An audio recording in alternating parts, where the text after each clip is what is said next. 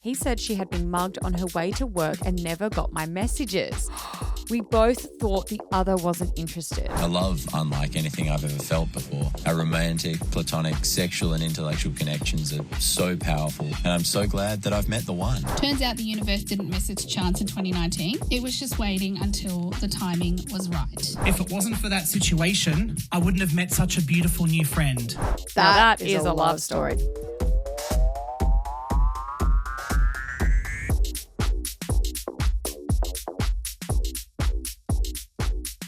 Hi, I'm Dee Salmon, and I love when I see public displays of affection between men out in the wild. Oh, me too. Like making out or high fives? Well, I was thinking high fives. I was thinking about this I because like both. when I was driving into work today, I drove past a group of men who had just done some sort of run.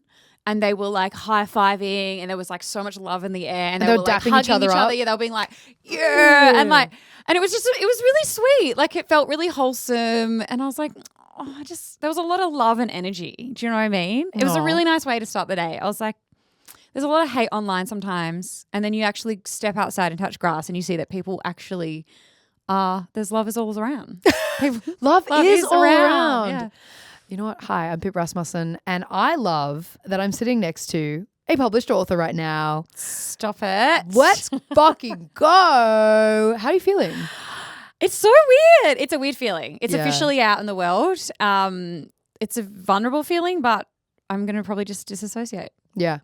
I think you shouldn't. I think you should live this moment, breathe it in, and enjoy the love. Speaking of love, actually, that's what this episode is all about.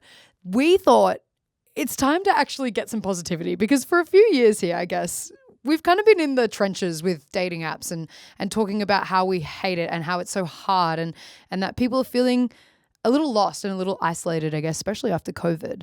So we thought, let's put a spotlight on love and celebrate it. Yeah, like Pip said, we realized that so many of the episodes we've done over the past couple of months, actually past couple of years, have been really pessimistic based off of, dating apps and everyone feeling like they can't meet anyone. So we thought, let's bring some hope into the hookup. Let's hear from you about the love in your life, whether that is a rom-com love story that you have with someone. Maybe it's a special friend that you met. Maybe it's the love you have for your family or even for yourself. Yeah. Love is not dead, you guys. Let's feel it. Let's hear these stories and have a bit of a pick-me-up wherever you're at with your love journey. We're going to hear about it. So if you are listening to The Hookup for the first time, we have an Instagram at Triple J The Hookup where we hear from so many of you. You basically make every episode in the DMs and you share your stories and your thoughts and your hot takes. When we put up a call out, I know we've said this a lot, Pip, but we actually had the most replies, I think, all year when we put a call out just saying like, hey, hit us with your love stories. Like, do you have a rom-com? Do you have a meet cute? Do you have a story about your partner? Do you have a story about a love in your life? And we had so many replies. When we were going through the DMs and hearing your stories and your voice memos, I genuinely shed a tear. Like there were tears. They were so beautiful. But I just want to say, we loved every single one of them. Thank you for sharing. But this episode has to stop at around 40 minutes. Yeah. So we couldn't fit all of them in. And there were a lot of similar stories. So basically, please don't be upset if you don't hear your story. We just had to cut a lot to be able to fit into this app. Could not have said it better myself. Honestly, like we listened to so many and we were like agonizing over it. And yeah, what you hear and what you hear today, there was like triple, quadruple the amount. And we just simply couldn't fit it all in. Let's start off with the biggest one though. Romantic. It's a classic. You can't go past it. And we did ask for the meet cutes. So you did come in with some amazing stories about this. A lot of people said that they met their loves of their lives out in the wild, which gives us hope because like we said, we'd be shitting on dating apps over here. We'd be shitting on it. Kobe here saying, met in Europe at a festival and both followed each other around until we fell in love. Alexandra, tried to sell me tomatoes outside of a UK club. He had acquired a tomatoes for £1 sign from a fruit and veg shop on his night out. It worked. We've been together for 14 years and got married last year. Imagine telling, I just love, there is something that I think as humans we just eat up when we hear stories that are so random about like how people meet. Like you always, I just love hearing stories. Like imagine telling people like, oh, at your wedding, he was holding a tomato sign and I bought a tomato off of him. I hope that your like motif throughout the wedding, you know how people are doing like a real like lemon moment, like a Grecan kind of lemon. I want you to have tomatoes. I want you to have like tomato napkins, tomato Alexandra, plates. please tell us that it was tomato themed. I hope so. Like you were saying, like we love to eat up these stories about these like chance moments as well. And this is something we've done episodes on before, and we really hoped we would get some more stories like this, like that kind of sliding door moment. And yes, you came through and told us some really, really beautiful ones. This is Laura's love story. So my husband and I actually met back in 2013 on a plane, and I wasn't even supposed to be on that plane. The airline had changed the dates on me, and so I had to take an earlier flight. We got seated together and we just started talking. He was an international student in Australia, and I was learning Chinese, and it was a flight in China, so I was in China just for like study and holiday and so on. And so we got along really well on the flight. So I asked him for his details and we swapped contacts, thinking that we would just help each other with language when he got back to Perth. And it worked so well. We were friends for like 6 months, and then we just made the leap into dating, and we got married in 2019. I love a rom-com where it's like by chance on a plane. I will say that like we did get fed the whole plane love story rom-com thing, and planes are very unromantic places. But when you find love in a hopeless place like that, when you're like crammed in, the meals suck, someone's farting in row A and you're like fucking hell. But you meet someone and you connect and you maybe trauma bond. Okay, and speaking of sliding door moments, we got this DM from Brendan, which I absolutely love this story. He said, a couple of years ago, I had just moved to the city for study and I had been invited by a classmate to hang out and see a movie. I was waiting for them outside the cinema and I saw this girl in a blue dress. We smiled at each other and then waved at the same friend group. We had so much in common. We talked nonstop. She was easy to get along with. But then when the movie started, she sat next to the guy that invited me. That's when I realized they were a couple and it was their first date. The next week, the classmate gave me her number and told me to ask her out. I met her for a coffee before work once again, and we got along like a house on fire. After the date, I texted her saying thank you and I can't wait for a second date. But there was nothing, no reply. So I sent her 2 more texts that week, each time no reply. I thought, okay, I can take a hint. No. 2 weeks later, I see the classmate again. He said she had been mugged on her way to work and never got my messages. We both thought the other wasn't interested. I called her that day to pick her up from work and we've been together ever since. Oh my God. He actually as well sent us the first message that he'd sent after this date. And I think this is so special. He said, hey, I don't know if you remember me. I was the guy in the red jumper. I can't stop thinking about the girl in the blue dress. Not only do I remember what you were wearing, I remember your favorite band, football team, that you teach dance. I remember everything about that day. Normally, I have the worst memory. I forget my coworkers' names, dates, etc., but not you. There is a reason that you have been stuck in my mind, and I would like to find out why. Can we grab a coffee sometime? This was a message that made me tear up. Imagine getting a text like that. Sorry. Yeah, like to be loved is to be seen. And that guy, everything, tick. Like I remember every single thing that you spoke about. I remember how you smiled. I remember what you wore. I remember this and that. And like that, it to me is just the epitome of love, right? Like you said, like you just want to feel seen. And I just think nowadays, so many people are just getting like a sup you up, you know what I mean? Yeah. Like, it's so nice to hear when people are actually still sending texts like this to each other. It is so nice. And I think the bar, as you said, is quite low. And even if it's like a you up, it might be like, they remember my coffee order. Oh my God. I'm like, babe, an oat latte is not hard to forget. Brendan? Let's bring up the Brendans of the world. I want you to print out his text and put it on your mirror. It's so good. Okay, not to backpedal on what I've just said, but sometimes the love of your life does send you a cheeky little DM or a text online. We know people, shout out Aurelia St. Clair, who actually married her partner and they first swapped flame emojis to each other. So love can happen there. And I know we were shitting on loving in terms of like online dating and stuff like that, but That's how people are getting together now. And you guys had so many stories about the people that you met online and how it worked out. Rose saying, I met my partner on a vegan singles page in COVID 2020. Our first date was a beach clean, and now we've been married for 5 months. I rest my fucking case. That is crazy. If someone asked me out on a beach clean date, I would marry them then and there. Oh yeah, on the spot. You'd be like popping the knee in the sand. Dream. Isn't that so cute? That is so cute, Rose. I know. So we had a bunch of voice memos and we're going to play some for you now, including this one from William. I was on Hinge pretty aimlessly a couple of months ago. I was hoping to meet somebody cool, but because I was pretty freshly out of a relationship, I had no real goals of dating seriously. I was her first swipe and match, and she messaged me, and immediately we hit it off. She's stunningly beautiful, funny, smart, sarcastic. I asked her out pretty much straight away, and I was thrilled when she said yes. First couple of dates turned into hanging out after work every day, going to the beach, out to gigs, cooking together. So many laughs and beautiful memories. I pretty quickly fell in love, and now we're having all these beautiful dreams and plans of a life together, unlike anything I'd ever dreamed of. A love unlike anything I've ever felt before. Our romantic, platonic, sexual and intellectual connections are so powerful, and I'm so glad that I've met the one. I love you, Lydia. Oh my God. I love you, Lydia. Shout out Will and Lydia. Guys, we're saving the date. That's crazy. Just picturing this man write that out for the love of his life and then read that out, send a voice memo to us. And even when, we DM you sometimes, we say, do you want to be on? William was like, no. Babe. Say that with my chest. I love you, Lydia. Shouting from the rooftops, for real.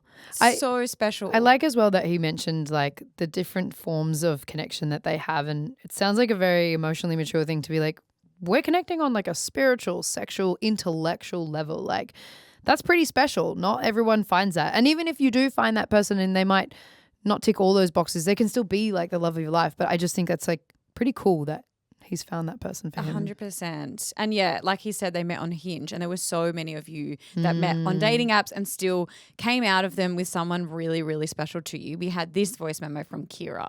When I was about 16, I matched with this guy. Had a huge crush on him. I thought he was so hot. But more than that, like, we just clicked and it just always felt right. But when I did my Facebook stalking, I saw a girlfriend in the picture. And he was never flirty with me or anything. He was always friendly. So I didn't think he was a weirdo. But that obviously drew the line for where we stood with each other. I had him on Tumblr, and he would disappear for months to years at a time, but we'd always kind of come back to each other, whether it was on Tinder or on Tumblr, and we always kept in touch. But then when I got to college, completely forgot about him. Fell into this relationship pretty much immediately for 2 years, really bad relationship. And when that guy dumped me, I downloaded Tinder to window shop, basically. And when I was going through all of my old matches, because I'm like 20 at this point, and I was like, ew, well, that's so fucking cringe. I got to the bottom and I saw him, and I remembered that I used to delete everyone but him because I was always scared that I'd never talk to him again. So I messaged him. I picked up this conversation from 3 years prior and didn't expect to hear back from him. It said that his location was like 100,000 kilometers away. So I got ready for work, got on the bus, and then he texted me back. Turned out that he was in America for the summer while I was still in Ireland, and I made it very clear immediately that I didn't want to be friends. I wanted to climb him like a fucking tree. And he was cool with that. So we talked all summer. We FaceTimed all summer. I used to stay up till 6 a.m. so that I could talk to him before he went to work. He came home. We saw each other, I think, maybe the next day or 2 days after he got back from California. And first thing he ever said to me was, "Hi, do you want to kiss?" And I did. So we did. And we've been kissing ever since. And it will be 7 years in September. Wow. There's really something to be said about those like internet friends that you kind of keep on the fringes, and like her being like Tumblr, like Facebook, Tinder, like all of these places that you would have connected with this person. And I think as well, it's almost like when you know, like there was a part of her that deep down knew that's why she always wanted to keep him there. Yeah. And I just love that she didn't fuck around. She wasn't like, nah, I'm going to like, just feel it out. She was like, I want to climb you like a tree. What's going on? Let's do this. And it worked. That's what I love sometimes when people are forward in love, because it's like we've been taught, I think, that you have to be, as women as in particular as well, like so like timid and just like, make sure that they're chasing you. And I think when I hear stories like this of women being like, Nah, I'm keen. Yeah. Like, what's up? And it was also like right time, right place. Like obviously previously before it wasn't the right time. And she played the long game, which is very hard to do, especially in like, you know, our society where everything is so fast and instant gratification. And like there's really something to be said about like coming back to that person after a while and getting that relationship happening when it was meant to happen. Yeah. On the other end of this, right? Kira playing the long game, Erin, she was boom, boom, boom, get in there, get it done. It was a late night bumble swipe. We ended up having our first date the night after we matched. We essentially decided at this date that we thought we should get married. He ended up moving in with me about 10 weeks later. It wasn't the initial plan to move in so quickly, but a housing situation ended up happening and he ended up moving in, which went fantastically. I guess some couples it makes or breaks them, but for us it definitely made us. And we have been inseparable ever since. The concept of the U-hauling lesbians, except for, you know, a hetero couple. We got engaged after about 6 months together and now we plan to get married in about 12 months' time from now. It has seemed like a very rapid timeline to a lot of our friends, but we are in our late 20s. We're not 18 anymore and we're really happy together. So we're thrilled. That's another case of when you know, you know. Yeah, when you know and you get what you want. I kind of have that attitude of my relationships and dating. Like if I want something, I'm going to go get it. Like I'm not going to hold back. So you may have seen that we actually did a whole co-worker episode recently. We dedicated a good solid 40 minutes to chatting about this. It was really, really fun. But when we asked you for your love stories, so many came through that were talking about meeting your partner at work. And I absolutely loved this one from Danielle. My now husband and I met just over 14 years ago at Subway. We were two fellow sandwich artists who started off being really good friends and then that friendship grew into a lot more. Now we're both in our mid-30s and we're no longer sandwich artists. We are now teachers, but still as obsessed and in love as ever. And it's really funny because I don't often talk to my friends and family about it in too much detail because it often sounds really unrealistic, but we're truly obsessed with each other. That is a love story. Sandwich artist, the pipeline from sandwich artist to lovers. And then still being in the same profession. I love that, both being teachers. And I kind of relate a little bit to Danielle's thing of like not talking too much to people about your relationship and how much you love each other. Because like we've been saying, like it is a bit of a fucked time right now. And sometimes it does feel a bit cringe to be like, no, I love, you know. Isn't that what Shantae said in her article as well about boyfriends are embarrassing when she was like, why don't people want to talk about their boyfriends? One of the big reasons was that a lot of women kind of felt bad because it's quite hard for their friends and it's a bit bleak out there at times. And so they didn't want to like push their love on other people. Which is why in this episode, Pip and I really wanted to make sure that we're talking about other types of love, which we will get to. We will. But there were just so many good stories about romantic love.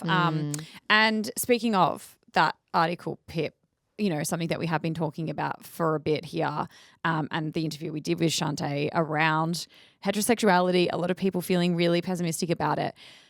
We had so many DMs of people being like, actually, there's hope. And one of them was from Hannah. I bumped into my now like boyfriend of a few years at just a random dinner party and have never met or known such a kind and warm and loving man. And I feel like my relationship has been so healing based on, I feel like so many women, and I'm speaking from like my own experience as like a heterosexual woman, have so much trauma and hurt and pain, and dating men can be so unsafe and so scary. And I feel like so many women that I know have gone through so much, and finding a partner who loves me so deeply and is such a beautiful human has been just the most healing thing and restored my faith that there are truly good men out there.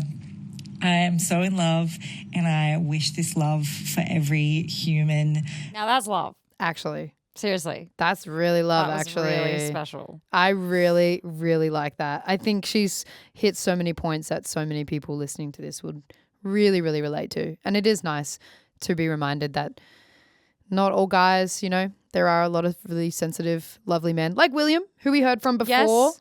Love you, Lydia. Love you, Lydia. See, like these kind of guys, they do exist. It is tricky. But I think we're getting to a better place, hopefully. Fingers crossed. Inside the manosphere. Did that help anyone? I don't know.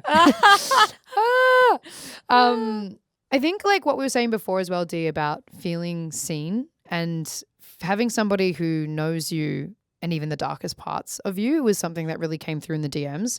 We had a lot of people message and they said, I found the love of my life in a really low point in my life and like when I was going through adversity. And this is something that Harriet told us about. So we met in rehab both for alcohol misuse, and I was coming back from a walk one morning, sat down with the usual crew, and he was there as a new person, and I just introduced myself and I just said, oh, you know, are you from the area or are you from somewhere else? And he said, oh, I'm from Brizzy. And I asked him whereabouts. He mentioned the same place that I was from. I said, oh, what street? And it turns out we grew up in the same cul-de-sac street. We knew the same people. And from there, it just fell into place. And soon we were walking along the beach every morning. We were helping each other with our recovery. And it just very quickly felt very natural and safe. And I got out of rehab before he did, but I picked him up when he got discharged, and we've basically been inseparable ever since, and we are just so on the same page and so good for each other, and I just know that he is the match for me. That story makes me really emotional. Because I'm like, you could be in a really hard place in your life and still find something so beautiful. So pure. With someone. And like having that kind of teamwork thing to be like, we help each other, we hold each other accountable. Like and like only that person would really understand your struggle with like addiction, let's say, or whatever it is you're going through. Like that's something that's such a unique experience, and to have that with somebody is really, really special. It kind of reminds me, actually, I think you sent this to me, the couple that got together after the horrific Bondi massacre. Yes. That kind of thing is like a story for the ages in terms of finding that person and surviving something like that. Yeah. It's just incredible. We also had so many DMs, Pip, from people who not only found a love of their life or something really incredible with someone, but they also discovered their sexuality in the process. And this was a DM that we got from Ash. Our love story starts in high school. We became friends in our politics and law class. My partner, friend at the time, would sit behind me and play with my hair. I had pretty long curly hair, and then eventually started sitting next to me. And we were friends since we were about 15, 16, and we stayed friends all the way through high school. We kind of had crushes on each other throughout that time as well, but never really did anything. We nearly kissed once and then didn't. And then got into uni, went through all that together, stayed close friends. We kind of had enemies to lovers sometimes. We butt heads quite a bit, but ultimately always just stuck with each other. And then on my 21st birthday, she took me home after my party and then never called her Uber, and that was kind of it. We kissed, and it was kind of how everyone describes it as being. Like, it's your whole body's just electric, and then that feeling's never really gone away, and we've been together ever since. So it was 5 years in March, and we're getting married in October. Okay, again, not trying to sell everyone's not trying to sell everyone's like story rights away, but I'm like, again, movie. I'd watch that. Give me a 4-part podcast. Give me something, because that is like, and the description of that, like feeling electric and stuff. Like people write about this because it's real. Yeah. Like people feel those like physical chemical reactions, and the whole like long game of it and being friends. Oh, Ash, I love that. Thank you so much for sending that. Rach as well had kind of another sort of kind of queer awakening, but more like a later in life realization. So here's my accidental love story, and I really mean accidental because none of this went according to plan. My girlfriend and I were fringe friends for about 5 years. We only ever saw each other at social things our mutual friend organised. Same parties, same groups, always in the same room, but never actually together. And here's the wild part. We'd technically already met. We both went to Midsummer in 2019 with that same group of friends. There is photographic evidence of us being in the same group photo, and yet neither of us remembers interacting at all, which feels suspicious, like the universe hit save draft on us. At that point, I'd only ever dated men. I always said I loved people, not genders, which sounds great until you realise that I'd never actually tested that theory. Part of me was worried about hurting somebody or being seen as experimenting, so I just didn't go there. Fast forward to 2025, I've just come out of a terrible relationship with a man, and suddenly a mutual friend decided it's their full-time job to set us up relentlessly. Over a couple of months, we started spending more time together, first in groups and then smaller groups, and then somehow just us. She thought it was a date. I thought we were getting pancakes as mates. We stayed until the place closed and then stood in the car park talking until 1 a.m, which in hindsight is not very just friends, but I was committed to misunderstanding the situation. A week later, we went out again and she invited me back to hers. We sat on the couch talking for hours, slowly inching closer like two people who should absolutely know what's happening but don't. I'm thinking, is this a moment or are we just very intense friends? And then she just kissed me. When I tell you we turned into giddy teenagers, fully kissing on the couch like we just discovered it. I got home at 5 a.m, slept for 3 hours and went to work like I hadn't just had a full identity shift overnight. And honestly, being with her has been the most eye-opening, freeing experience of my life. I've never felt more like myself. It's easy, it's natural, it just fits. My friends are all saying the same thing. They haven't seen me this happy in a long time. Now I joke that I'm a later in life lesbian, but honestly, I love that for me because part of me wonders what would have happened if I'd figured it out earlier, but then I wouldn't have found her. And every day I think to myself, oh, this is what it's supposed to feel like. Turns out the universe didn't miss its chance in 2019. It was just waiting until the timing was right. Oh, I can't. preach. The timing is everything. It's such a beautiful story. And I think that so many people who are getting with the same sex or gender or discovering their sexuality will relate to that feeling of being like, is this a friendship? Is this not? What's going on here? And then being like, oh, this makes so much sense. Yeah. Thank God for that friend who was like relentlessly trying to pitch you guys. Shout out to so many good friends who match make because there's been a few. Like we had stories of people's bosses matching them together, doing God's work. The unsung heroes of the friend group. Thank God for you. Look, a lot of you obviously were affirmed in your sexuality and you obviously had some really beautiful stories after kissing a few frogs, let's say, and you get to the right person. And this is what Kelly told us.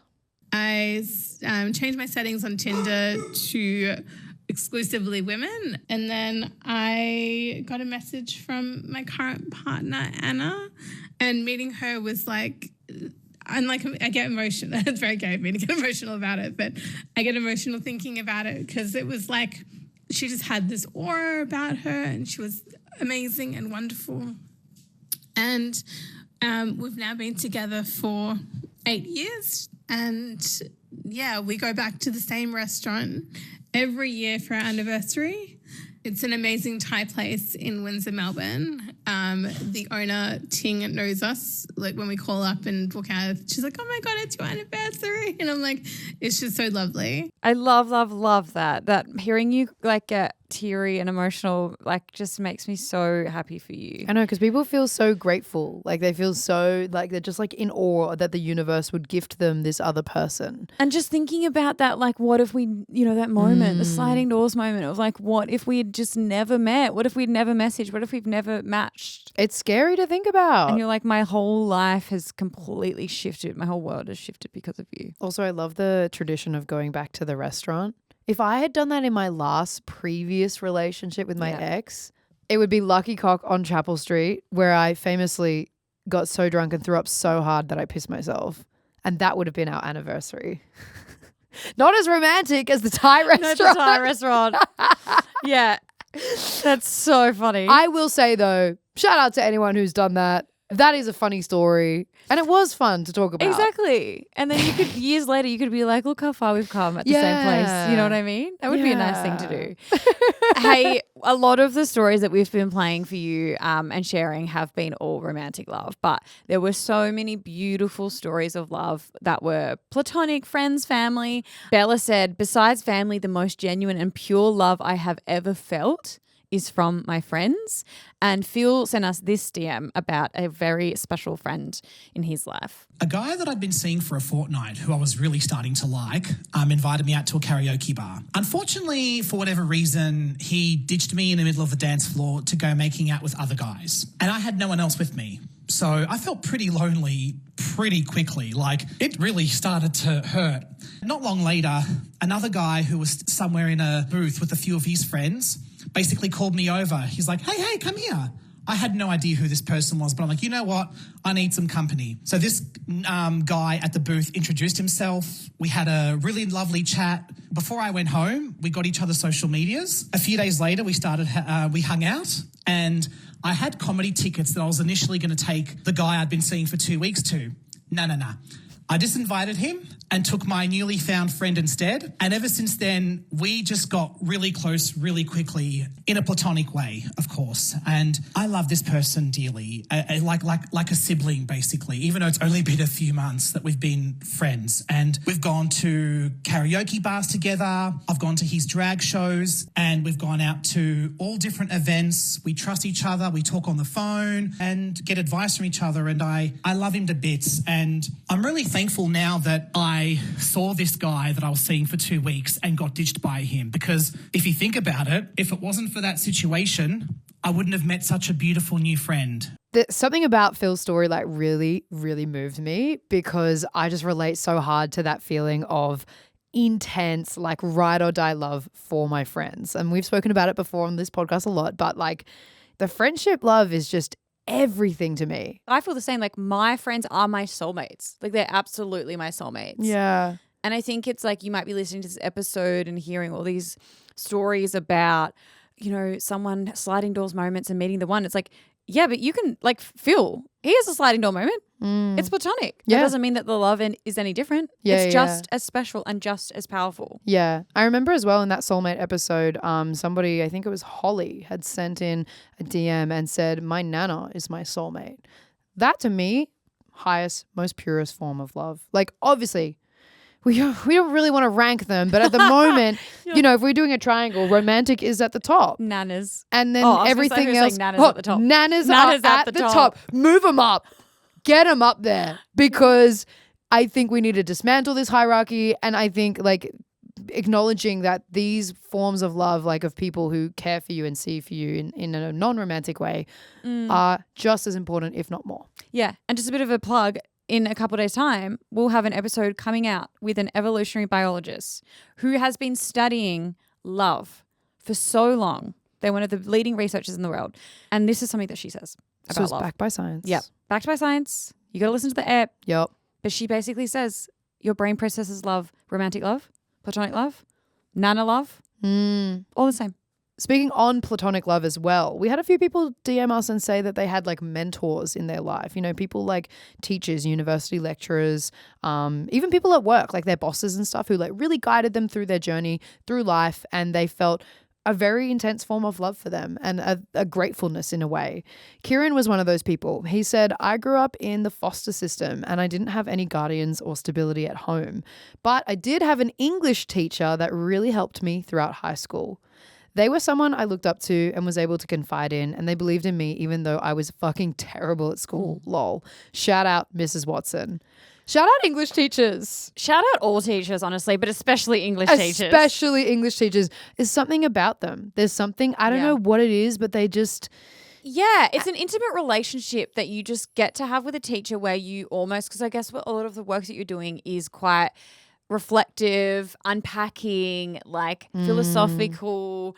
You are creatively writing about your life story or whatever. And so it kind of creates, I guess, like a space where you can have that. And I had that with my English lit teacher, Miss Lundy. She changed my life. She was so special. She introduced feminism to me, which obviously has been massive part of my career. Yeah. And she just changed the way that I thought about gender and life and relationships and love. So shout out Miss Lundy. You know who that was for me?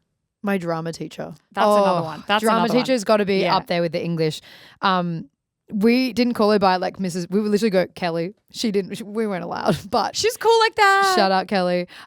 She literally also taught me about feminism and was very like fuck the man, and that really like stuck with me. And in drama, obviously, you're just it's a much more intimate environment. Like you're doing stupid shit, like everyone be monkeys. Yes. And like just doing weird shit, but then also creating stuff, especially for year 12, that's like either doing monologues or writing, like original pieces and directors' portfolios and stuff that's like very personal to you.